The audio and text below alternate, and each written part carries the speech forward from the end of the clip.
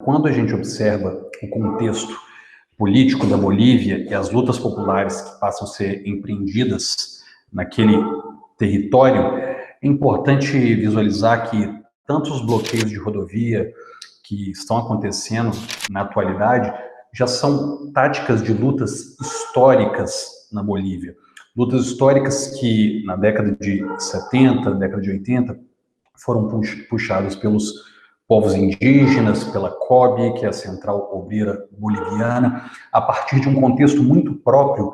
que é conhecido e foi denominado por um intelectual marxista boliviano chamado René Zavaleta Mercado,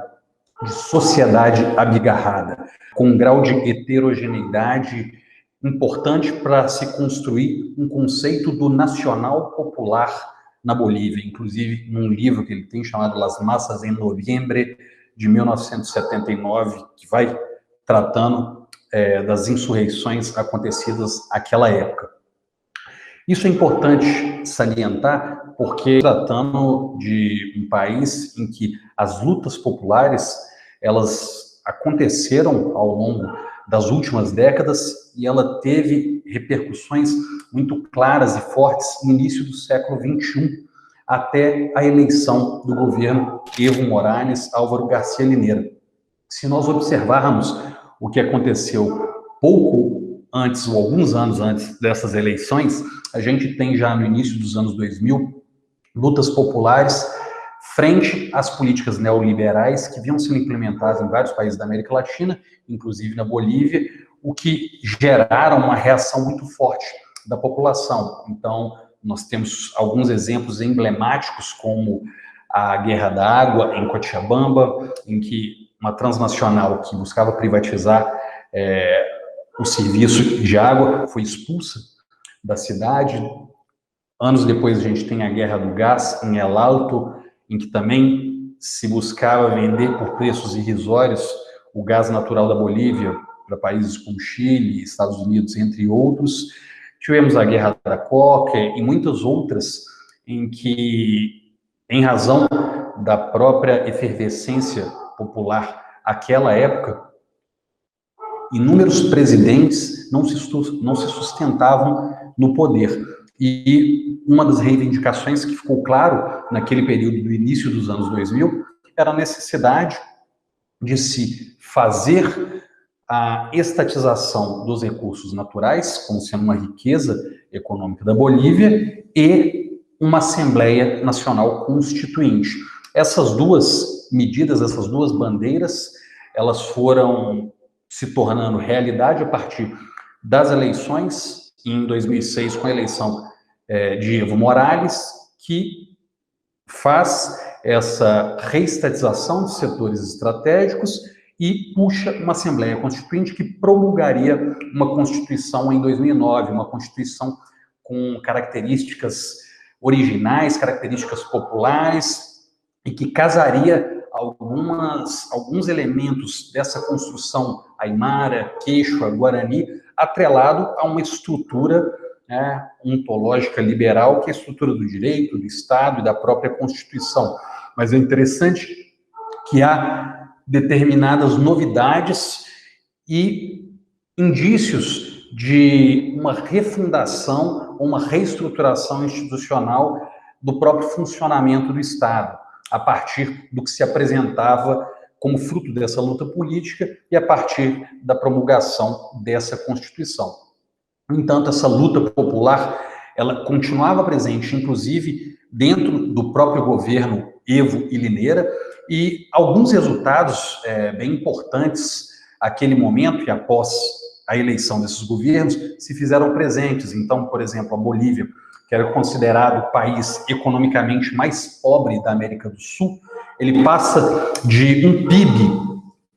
em 2006, que era de 6 bilhões, batendo 44 bilhões em 2019. E um crescimento que já numa época, num período de recessão dos países da América Latina, beirava os 8%.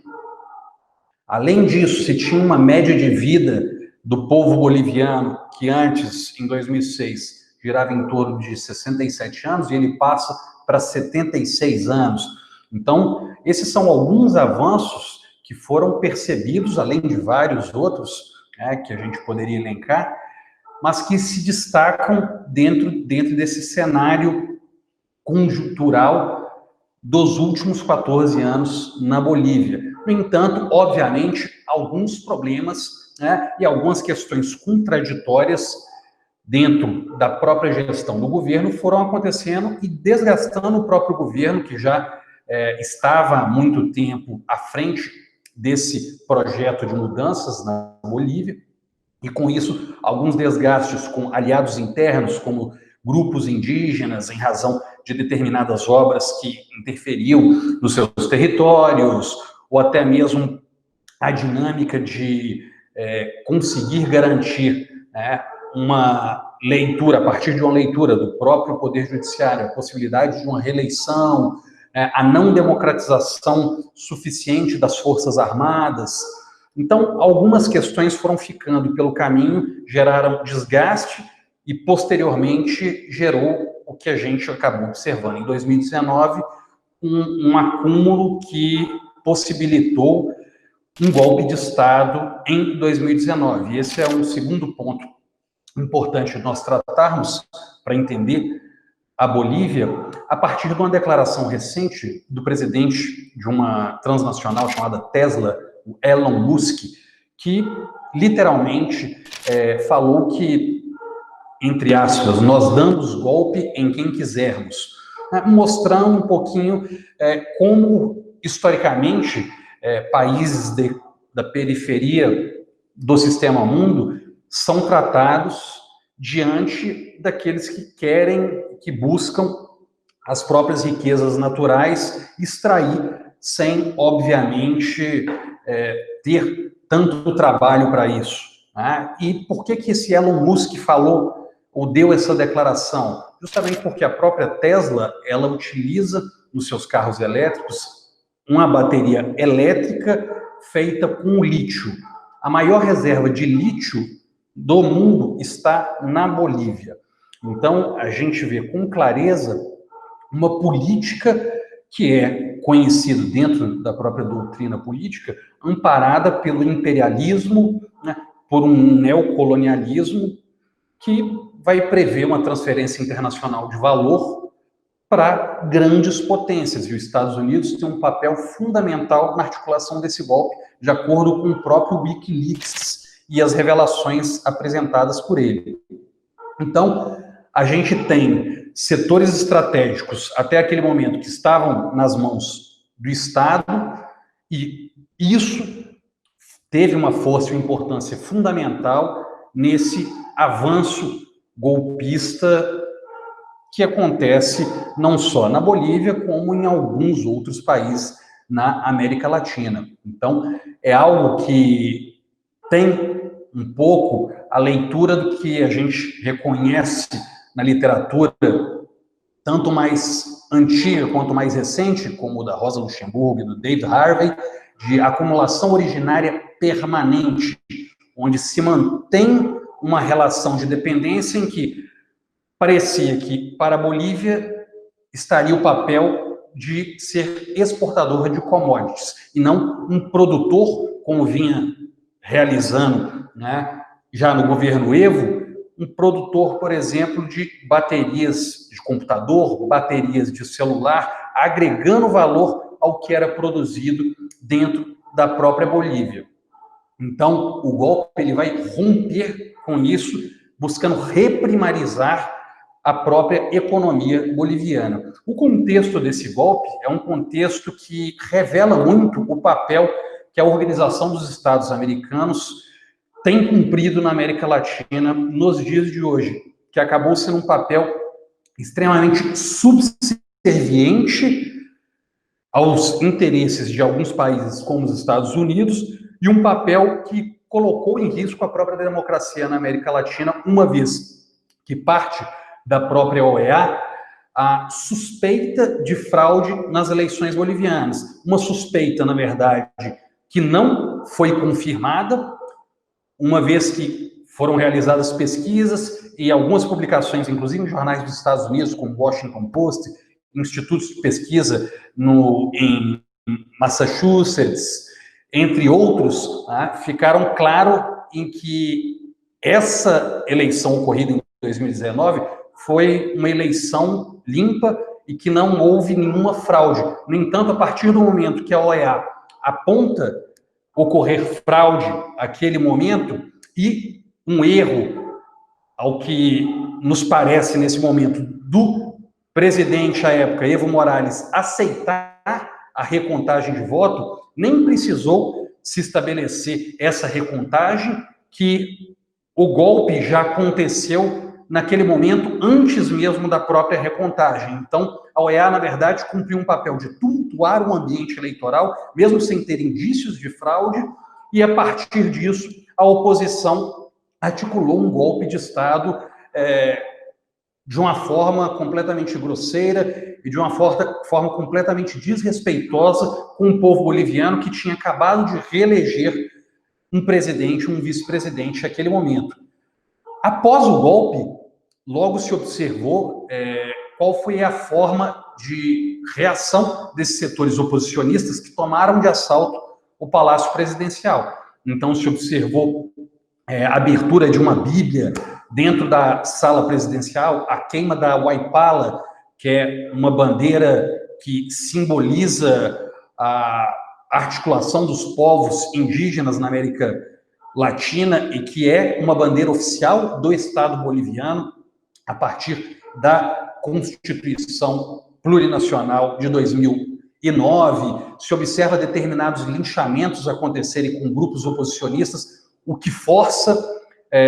Evo Morales e Álvaro Garcia Linera e alguns políticos serem obrigados a fugir da Bolívia e renunciarem, né? Pouco tempo depois se tem um massacre de Sencata e de Sacaba, respectivamente em El Alto e em Cochabamba. Algumas reuniões passam a ser realizadas sem chamarem, aquele momento, a oposição, que era o grupo próximo ao presidente Evo Morales, e aí se apresentam alguns limites do que a gente convencionou chamar um novo constitucionalismo latino-americano, que obviamente, né, não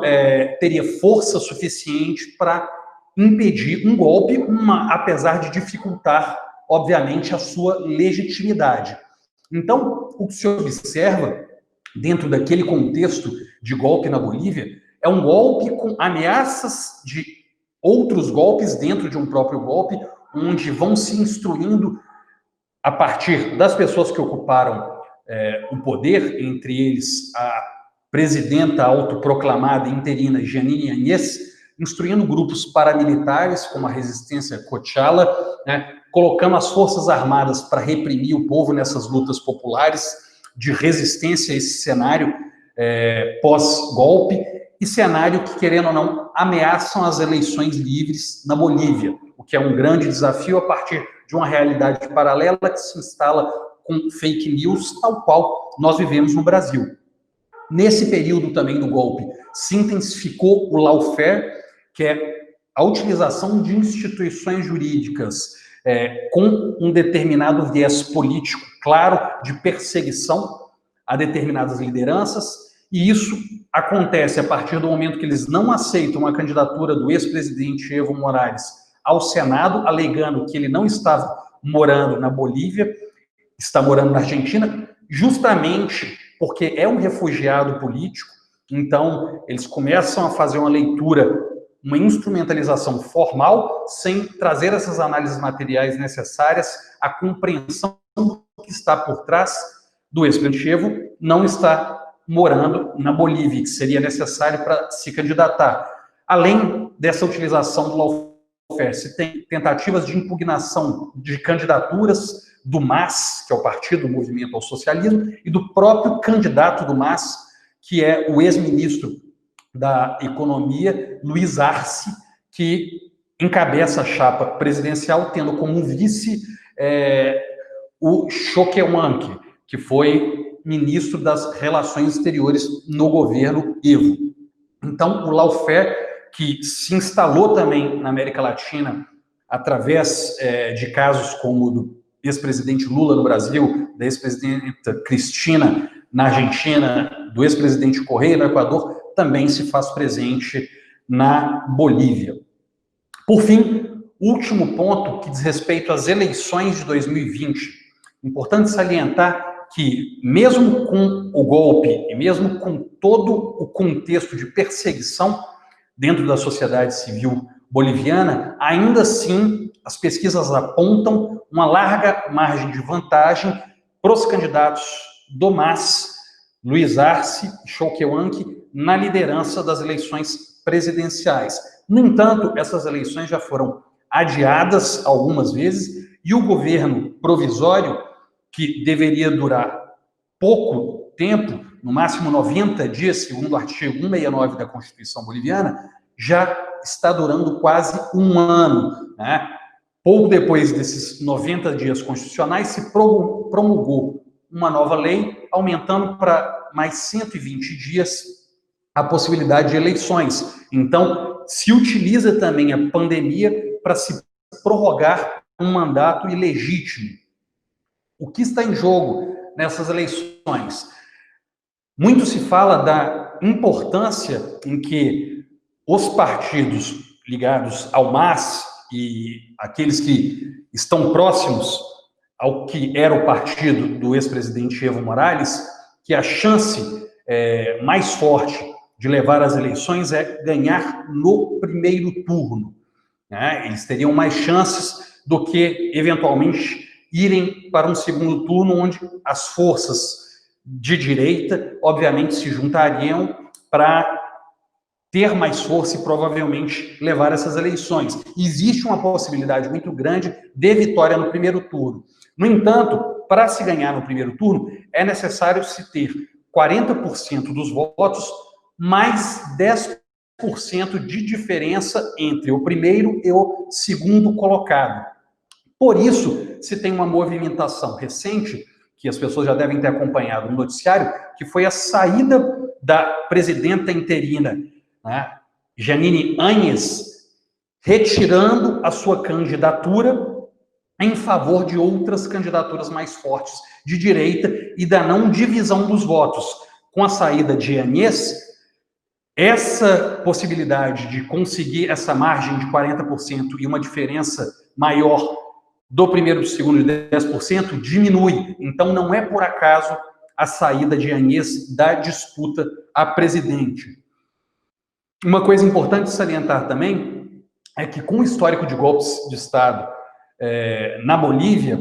se optou, com a Constituição de 2009, de elencar, além dos três poderes, executivo, judiciário e legislativo, em institucionalizar um quarto poder, que seria um poder próprio, que é o poder eleitoral, justamente para garantir um melhor funcionamento das instituições de democracia representativa que,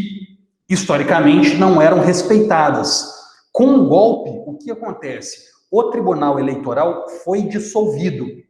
e a presidenta Jeanine Áñez, que toma o poder, ela coloca Salvador Romero como presidente do TSE. Salvador Romero, importante que se diga, é amigo e foi indicado por Carlos Mesa em 2004 no órgão anterior, que era um Conselho Nacional Eleitoral. Então, ele passa a chefiar o TSE. Lembrando que Carlos Mesa é candidato a presidente nessas eleições, está em segundo lugar. Então, já coloca indícios ou possibilidades de favorecimento político a partir do órgão que controla as eleições na Bolívia. Além disso, o Wikileaks divulgou uma relação de Salvador Romero com o SAID, né, que é a agência de inteligência dos Estados Unidos, e outros 6 membros indicados recentemente pelo TSE foram indicados pela Assembleia Legislativa, no entanto, uma Assembleia completamente esfacelada pelo golpe de Estado. Importante salientar que a presidenta anterior do Tribunal Superior Eleitoral, que é uma indígena, o nome dela é Maria Eugênia Choque, foi forçada a renunciar no momento do golpe, está presa até os dias de hoje com outros membros do TSE, o que é uma clara prisão política nos dias atuais na Bolívia. Uma outra coisa importante de se falar, né, sobre essas eleições é que antes, quem era um responsável pelas urnas eram os notários eleitorais que custodiavam os votos recolhidos nas urnas, e nessa eleição serão os policiais e os militares, que também foram braços do golpe em 2019. Então, é mais um elemento para que nós fiquemos atentos. Outra questão que saiu recentemente no jornal é que o governo boliviano não queria aceitar votos estrangeiros nas eleições presidenciais da Bolívia, usando a pandemia como um fundamento para não recolhimento de votos, tanto no Brasil quanto na Argentina, sabendo que nas eleições anteriores foram votos importantes para a candidatura eleita de Evo Morales. Diante disso, o governo atual deu poucas informações para aqueles eleitores que necessitariam regularizar sua situação, que tiveram só entre o dia 4 e 8 de setembro para fazer isso. E usando, mais uma vez, o argumento que não seria possível recolher os votos no Brasil em razão da pandemia, o que ofende, inclusive, o Estado brasileiro, que deve, obviamente, garantir condições de voto nos consulados e nas embaixadas. Então, apesar dessa pressão, né, parece que irão aceitar os votos dos bolivianos que vivem em outros países. No entanto, todos esses elementos, eles saltam aos olhos e apontam riscos claros de fraudes nessas eleições. Então, é fundamental termos observadores independentes, internacionais, mobilização da sociedade civil e da comunidade internacional também são elementos fundamentais nesse momento, uma vez que estão aproveitando a instabilidade da pandemia, né, para realizar e aprofundar um golpe que se iniciou em 2019. Então, ao que me parece, nós estamos diante de uma situação e devemos estar atentos, porque os desdobramentos das eleições na Bolívia podem apresentar dois caminhos. Que é o aprofundamento de regimes de exceção na América Latina ou o reinício de uma resistência popular capaz de reverter golpes. Fiquemos atentos. Um abraço a todos e todas.